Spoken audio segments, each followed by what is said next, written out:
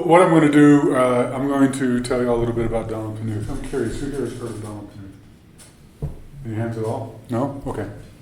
So Donald Knuth, this guy here, he's 84 years old today, but he's sort of a legendary computer scientist out of Stanford. And he's written a book called The Art of Computer Programming. It's a 4-volume book. This is how much it costs. Wow. Right? It costs $130 to rent it. Right? $246 to buy. Is it out of print or something? No, it's not out of print. He has been writing it for, I want to say it's been close to 40 years now. He's continually writing his book. It's adding stuff. Is it like new editions that come out? It is new volumes mostly, okay. but it also is new editions. Like he will create new editions when, and this is another part that's interesting, he offers $2.56 for every error you find in his book. If you find a book and he will confirm it's an error, he will send you a check for $2.56. If you happen to get one of these checks, do not cash it. This is what you put up on the wall and say, this is worth more than $2.56. Does it include spelling errors? You can e-cash it and then keep it. Sell it on eBay for $300. Sure, you could e-cash it, but it's $2.56 or sell it on eBay, yeah. But here's the interesting thing. So now these are actually worth a lot more because in 2008 he stopped issuing checks. He created his own bank in Switzerland, and he's now issuing his own certificates from this bank for the amount because of fraud. There was fraud that he was dealing with. Whenever the checks got sent around, you can see that the more relevant parts are being hidden in order to avoid fraud. Although I would have thought the account number would have been that, but I guess not. Anyway, I don't know anything about banking, so. But yeah, so he's kind of a luminary in that way. You guys know XKCD, the comic? Remember that? Here's one of the comics that XKCD, Randall Munroe, wrote.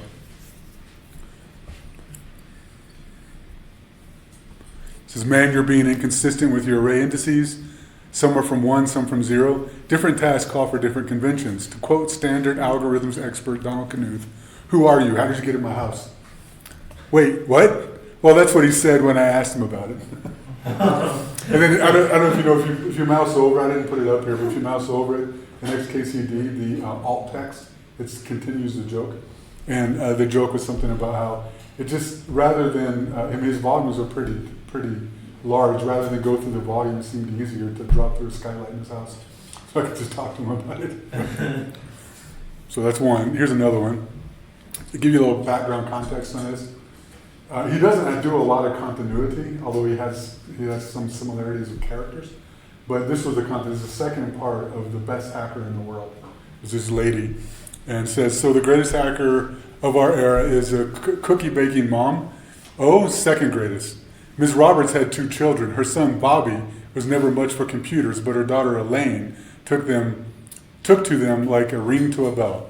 When Elaine turned 11, her mother sent her to train under Donald Knuth in his mountain hideaway. For 4 years, she studied algorithms. Child, why is A* search wrong in this situation? Swish. Memory usage. What would you use? Or what would you use? Dijkstra's algorithm. Until one day she bested her master. So our lower bound here is O log n log n. Nope, got it in O n log n. And then she left. That's not really much of a joke. It just tells you a little bit about, it continues on the next one, which I'm not going to show you, but this tells you a bit about sort of how Donald Knuth is known. I watched a Google Talks at Google, by Randall Munroe, the guy who does XKCD, and he was talking, and he's a mathy guy, computer science guy, very into geek stuff, and so they were talking to him about some geek stuff. Somebody gets up and asks him a question, and he starts answering the question, and somebody else said, do you know who that was? I just asked you the question. He goes, yeah, that's Donald Knuth. Of course I know who that is. So Donald Knuth was there in the audience asking him this question. He took it in stride. It was pretty funny. Donald Knuth, every year, he's 84 now, and he stopped doing it in 2019, I think partly COVID related. But before that, it was 25 years. Every year, he did what he called the Christmas tree talk. So around Christmas time, he would give a talk, where he says, this is the most interesting thing I've learned this year on the tree data structure. Christmas tree. So he calls it the Christmas tree lecture. Right? Now think about that though. Think about the tree data structure. What is there to learn about the tree data structure that you have to study it for years and come up with new material for 25 years? Interestingly enough though, I think this was the first lecture where he didn't actually talk about about trees, because he said, yeah, I'm kind of exhausting that finally after 25 years.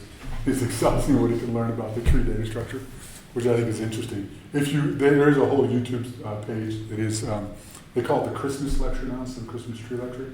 And there's a section, it's a YouTube user called the Knuth's Christmas lectures. You can go back and see them all, and you can see this whole one.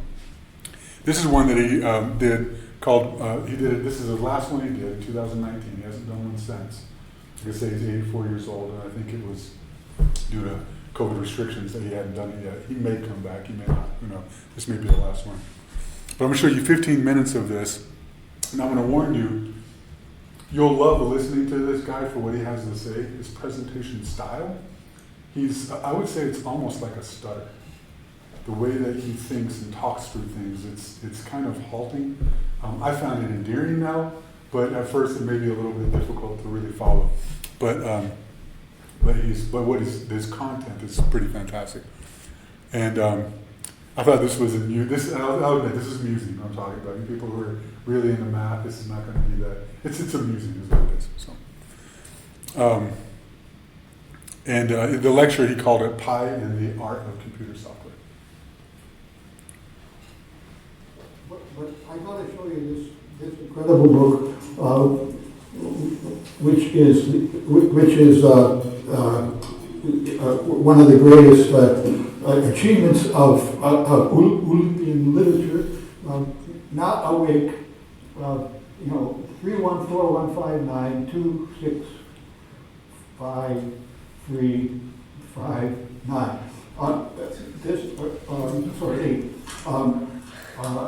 So, A Dream Embodying Pi did it fully for 10,000 by Mike Keith.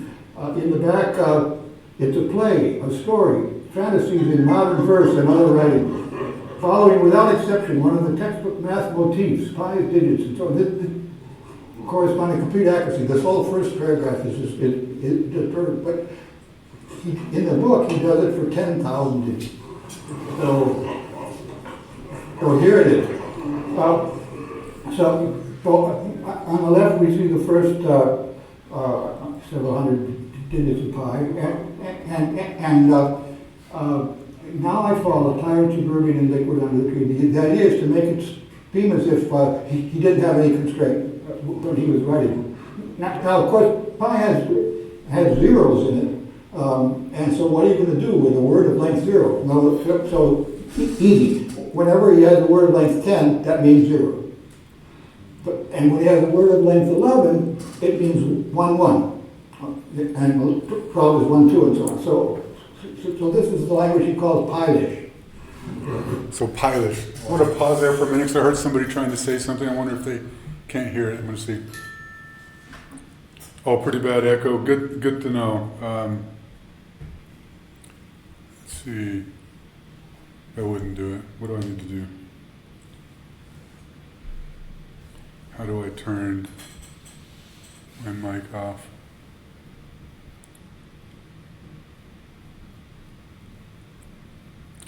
I can't. Oh, I can just mute it, can I? Nope. I think there's a mute button. Right here. Yeah. Okay. I want to rewind just a little bit, Eric, and tell me. Well, now. But I gotta show you this incredible book, which please, all of the clues are have any constraint.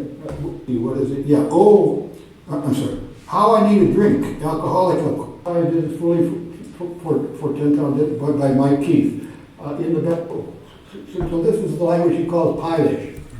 And he wrote this entire book in Pi. So for example, you see the first 0 here, comes at digit number 33, and that will be here, about bitterness of possible fortune. So the bitterness is 10 letters long, so there's the 5 and the 0.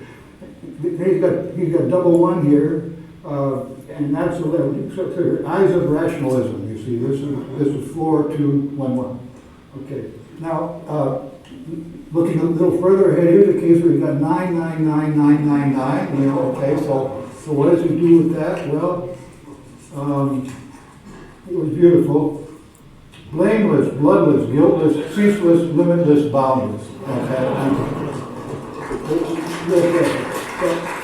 Now,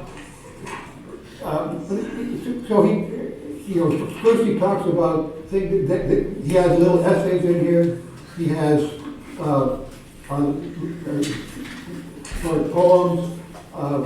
He has epigrams. And then, here's a dialogue between taking two threads together. But, a movie. So here we've got, Zombie Chronicle. And it's a science fiction story that makes sense, and the entire thing, whenever Victor comes in, that means the digits is 6, Gregory comes in, it's 7, and so on. Voiceover is 9, and it all works. Spent a lot of time on this. It makes sense. Oh, it gets better. The real tour de force, however, is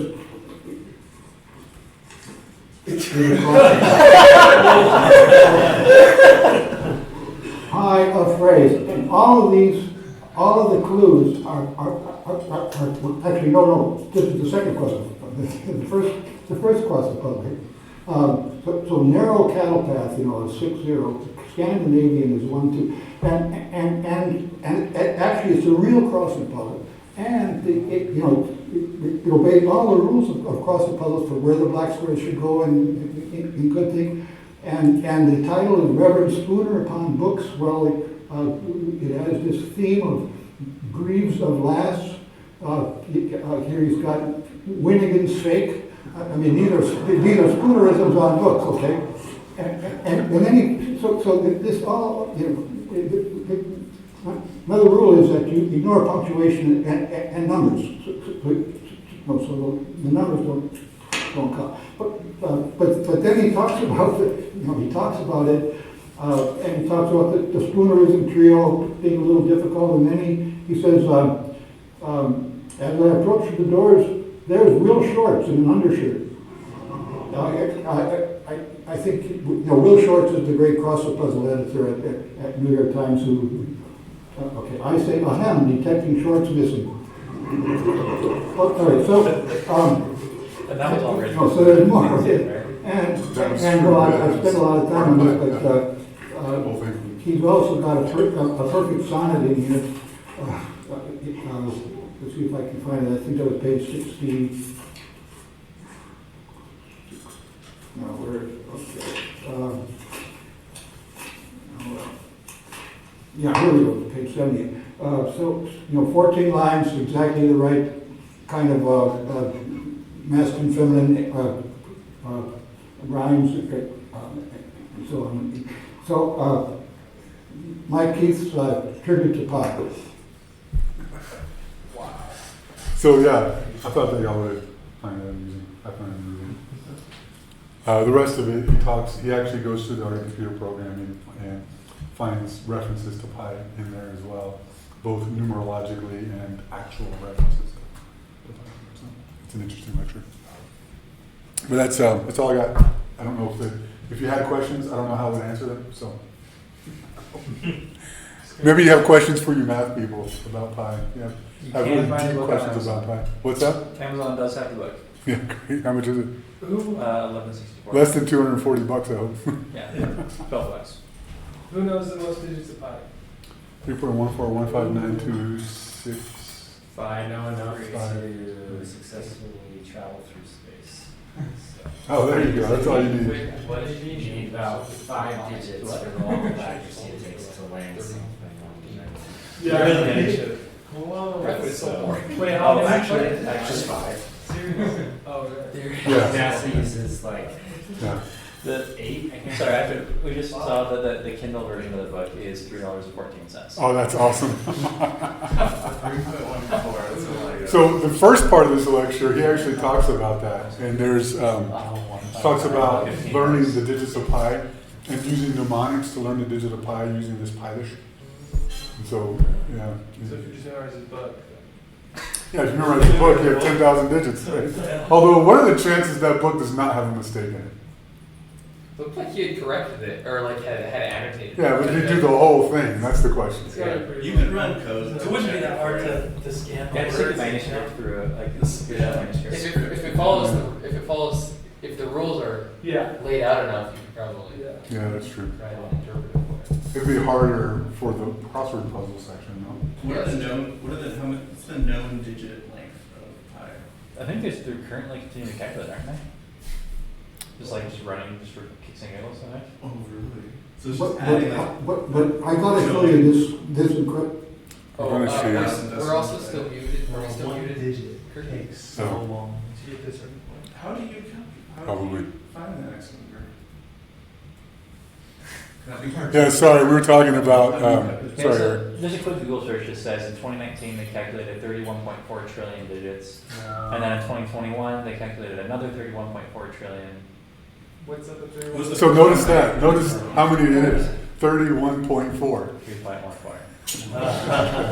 That's, he was showing that in here as well. It's the algorithm that does that, he was showing, right here. It's 31415, that's how many digits. Oh my gosh. And when he was talking about this section, he was like, this is by Alan Yee in Iwalu. And he pointed around and he goes, I think Yee's right there. They're in the audience of his That's fun. Christmas lecture, yeah. That's awesome. Anyway.